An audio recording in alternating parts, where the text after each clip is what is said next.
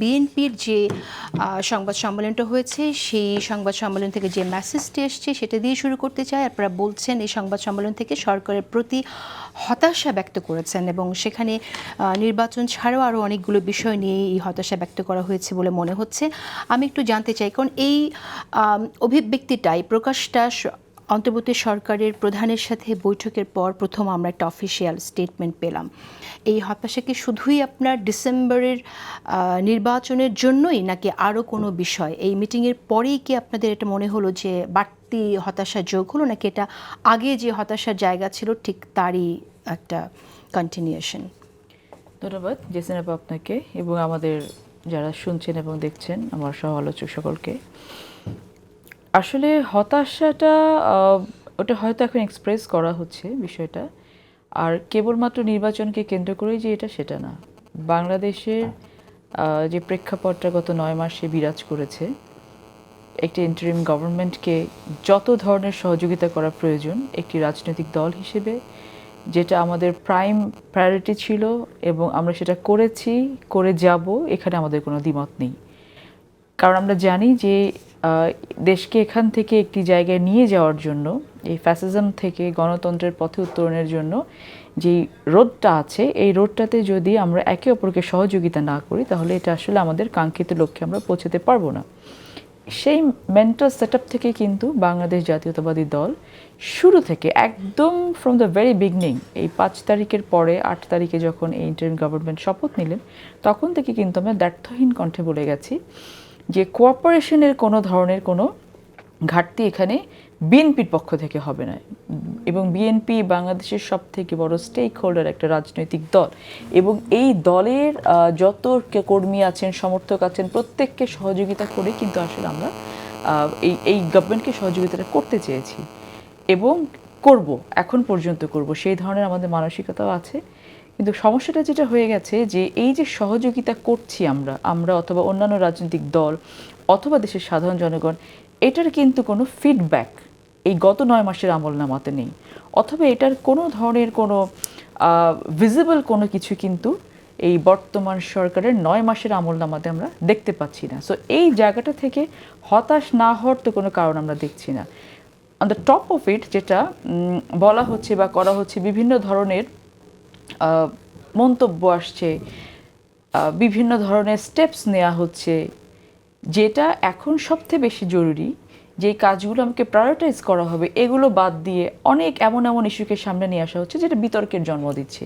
বাংলাদেশের সাধারণ জনগণ কয়জনের রাখাইন নিয়ে, মানবিক করিডোর নিয়ে, বন্দর নিয়ে কনসার্ন থাকতে পারে?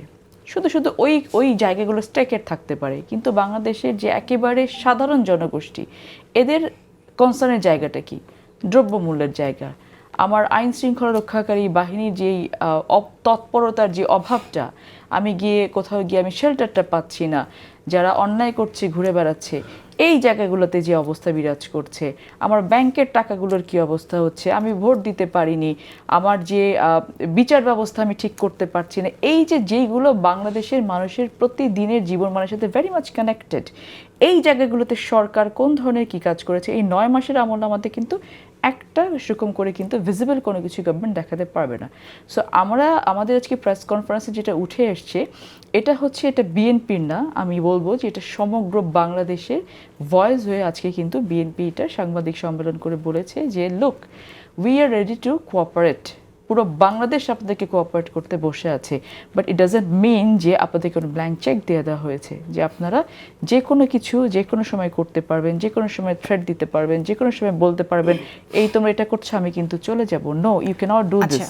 ঠিক আছে, আমি কর্পোরেশনের কথা যেহেতু এলো সেই জায়গা থেকে একটু জানতে চাই, এই যে এখন যে এত আন্দোলন হচ্ছে, বিশেষ করে সচিবালয়ে যে আন্দোলনটা হচ্ছে বা আপনার এনবিআর যে আন্দোলন, এই আন্দোলনগুলোকে আপনারা কীভাবে দেখছেন? তাহলে সরকার কিছু কিছু জায়গায় আমরা দেখছি যে ফেল করছে, যেন আপাত দৃষ্টিতে মনে হচ্ছে তারা মোকাবেলা করতে পারছে না।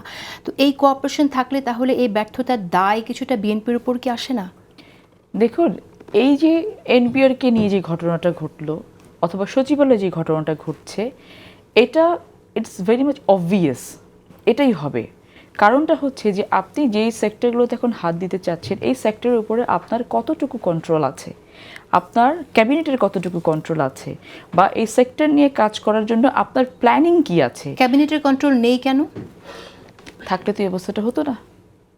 যদি আমি আমার কিন্তু থাকা তো উচিত, কিন্তু থাকছে না কেন? না থাকার কারণটা হচ্ছে যে আজকে আমি যেই গভর্নমেন্ট, আমার এই যে সরকারটা, এই সরকার কিন্তু এটা কোনো নর্মাল সাধারণ সরকার না। যদি একেবারে সাধারণ ভাষায় আমরা বলি, এটা হচ্ছে একটা ইন্টারিম অ্যারেঞ্জমেন্ট।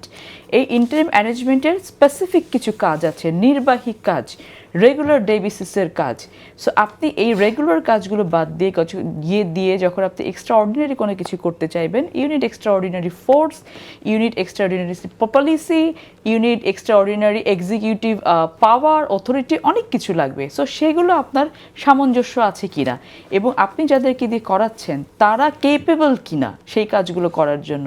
আমরা শুরু থেকেই দেখেছি যে আমাদের বর্তমান প্রধান উপদেষ্টা, উনি ইজ ভেরি ক্যাজুয়াল সব কিছু কথাতে। আমরা তাকে অনেক অ্যাপ্রিসিয়েট করি বিষয়গুলো, যে সহজ কথা, সত্য কথা আমরা সহজে বলতে পারি না।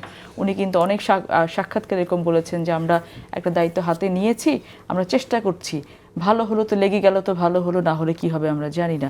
আমার উপদেষ্টা মণ্ডলীও সেটা চেষ্টা করছে, কিন্তু this is not a matter of joke.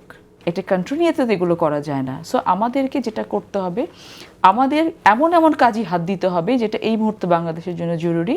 এই যে আজকে যে অস্থিরতা তৈরি হচ্ছে বা অস্থির পরিস্থিতি তৈরি হচ্ছে, এটার দায় তো আমাদের সবার, প্রত্যেকের দায়। সব থেকে বড় দায়টা কার? বর্তমান গভর্নমেন্টের। ওনারা সব কিছু নিয়ে বসেছেন কিন্তু কোনো কিছুই কন্ট্রোল করতে পারছেন না। সো ইউ নিড টু আপনার পিক অ্যান্ড চুজটা খুব স্পেসিফিক হতে হবে।